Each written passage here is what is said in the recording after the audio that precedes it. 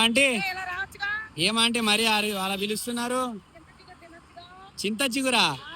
దానివల్ల ఏంటి ఉపయోగాలు? అవునా, ఎట్లా చెటాకు?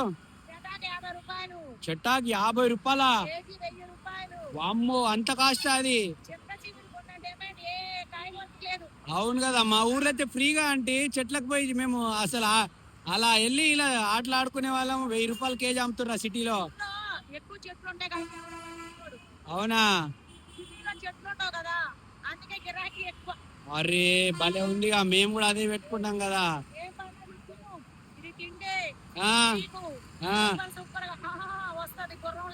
అవునా? ఆహా, అంత మాత్రం అందుకేనా అంత కాస్ట్? అవునా?